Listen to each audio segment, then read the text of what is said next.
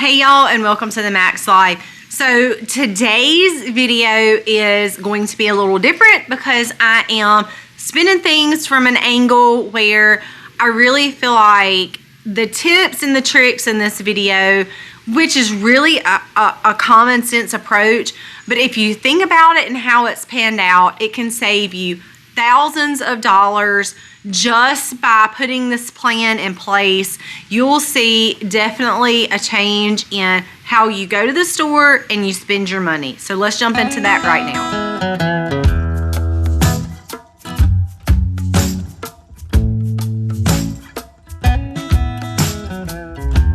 The first thing I want to talk about, which is my number one point, and a lot of you guys know that I practice this, so it's not like I'm teaching you something that I don't actually do. I usually spend my Saturdays or Sundays and I go through my calendar. I make a meal plan based on what my week looks like. If I know we're going to be running, I do simpler meals. Those things just work for me. I write it out, I put it on the board so I can see that. Now, how about when I go shopping? You know, this is a big thing that sometimes, and I'm guilty of it too, you can really get in trouble with when you go to the store and you don't have a list. So if you have a meal plan already planned out, you can go through your cabinets, go through your freezers, build your meal plan on what you already have. First off, that will save you a lot of money just in itself. But if you put something on your menu that you don't have and you're gonna have to go to the store maybe to grab a seasoning or whatever that looks like for you. When you go to the store, if you have a list, discipline yourself to stick to that list. Our eyes can get us in trouble a lot, but if you take a list in, don't look around at all of the things laid out before you. Remember, you're on a budget, you're trying to save money. Don't let your eyes deceive you and tell you need something that you don't need. So whether it's Walmart or wherever you go shopping, whether it's Kroger or Whole Foods or whatever grocery store, if it's local grocery stores that you go to, just make sure you take a list with you so that way you can see what you need and bypass the stuff that you don't need. So y'all keep your list with you when you go shopping so that you won't get off track, you can stay on track, and staying on track can help you stay on budget.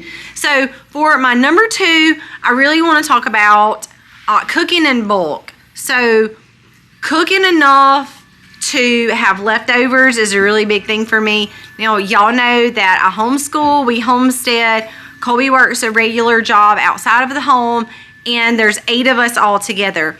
So I try to cook enough to feed us for supper and for leftovers the next day. That does a number of things. Anytime you have leftovers, you're utilizing that food and you're not throwing it in the garbage. So if you go to work and you work hard and you buy your food and then you cook your food and then it doesn't get all eaten, you're throwing it in the garbage. Y'all don't do that. Actually cook enough to feed you plus some for another meal. That will help you be able to utilize those leftovers. Not only does it cut your spending down, but it's also saving you time and energy because you're not pulling anything out, trying to cook a whole nother meal, standing over the stove and all of that. You're basically taking what you've already done, just warming it up, and you can feed your family just like that. The number 3 thing that I would say is buying in bulk.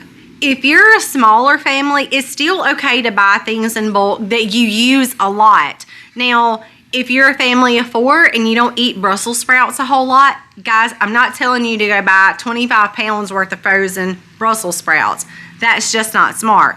However, if you're a family of 4 and you eat, say, broccoli several times a week, then it might be worth investing in a bigger sack or container or whatever that I used broccoli for example. You're going to buy a bigger pack of broccoli because prices actually do tend to be cheaper if you buy it in bulk. So you might not see that cost of saving initially, but then again, guys, in the long run, look at your prices per ounce. When you buy more, it usually is cheaper, and if that is the case, If you know that you're going to eat something and you eat a lot of it, go ahead and buy that in bulk. Even if you're a small family, if you're using a lot, it's going to save you money in the long run.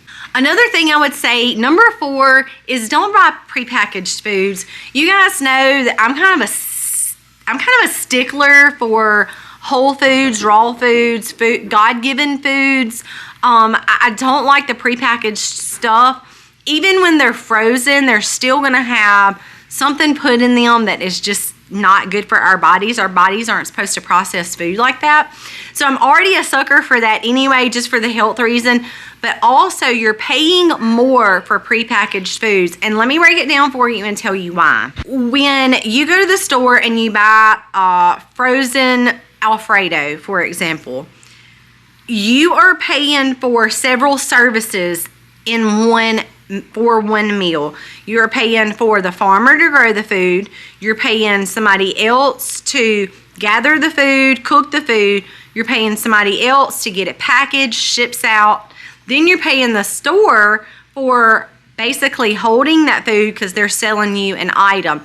So there's so many men in the middle, guys.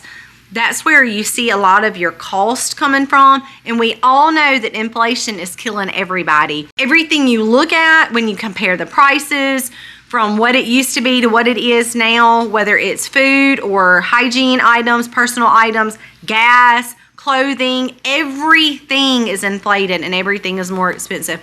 So we can do a couple of common sense things to kind of beat the system. I mean, you're not really beating the system, but it sure helps, and it's definitely going to help you in your pocketbook and your checkbooks by just saying, guys, this is what we're going to have for the week. You pull from what you have. By using what you already have is going to save you money right off the top. Then when you go into Walmart and you have a list and you don't steer off from that list, because it's really easy to do, to say, oh, hey, well, I need this, or oh, hey, I need this. Oh, hey, I need that. And then you have a buggy full of stuff that gets put on the shelf that in reality you may not actually ever even use because you thought you needed it, but you actually don't.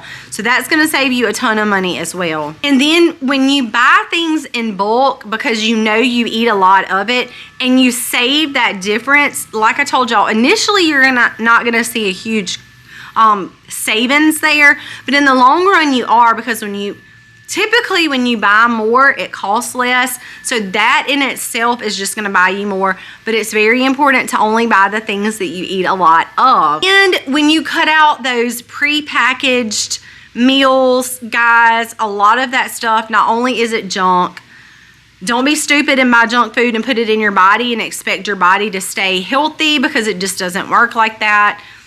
Be smart. Cut that junk food out. In the long run, that junk food is going to be sending you to the doctor's offices with all your health problems because it has been fed a bunch of junk. So cut all that stuff out. Y'all go to real food.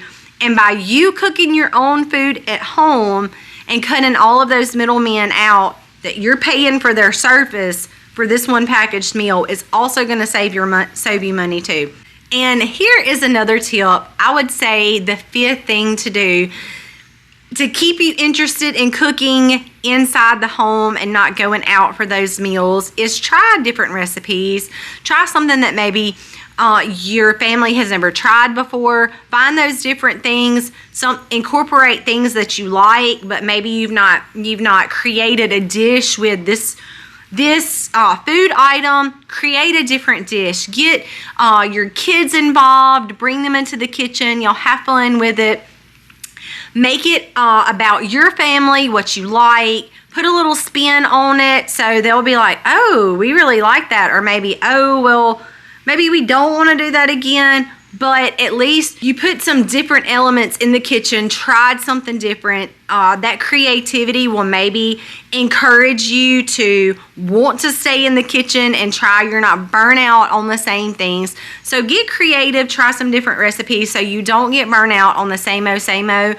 And then you say, you know what, I don't want to do this. Let's just go buy our food. So change it up. Get your kids involved. Make it fun for everybody. And you never know. I have one that actually really wants to be a chef when she grows up, that bringing them in the kitchen from time to time has really inspired her. She has a love for cooking, and you never know what you can create a dish, and not only are you creating a new dish, but you may be instilling way more than that into your children by bringing them in the kitchen as well. Guys, I hope that you will take some of these ideas. We implement them here on our home, so I'm not telling you to do anything that we don't already do. I just want to see you guys be able to save some money when we are seeing things fall and crumble all around us. Things are not getting easier on anybody. But to take these common sense approaches, take them to all the stores, the grocery stores, whether it be back to school supplies or whatever it is. Keep your list, stick to the budget, and I think you will see a tremendous difference in your bank accounts, in your daily budgets, of where you can pull extra money from because you're not spending it and not know where it's going, and that will be able to help you build up. Y'all seen that I did a menu plan giveaway not long ago because this is something that is near and dear to me. I want to see y'all benefit from some of the things that we practice here at our home. So I gave a magnetic menu board away not long ago in hopes that that will help some of y'all. We have many more giveaways coming up, so y'all stay tuned for that. We want to be able to help y'all in different areas where we have learned at. Guys, thank you for watching. Y'all please hit the subscribe button. We would appreciate that. God bless and happy homesteading, y'all.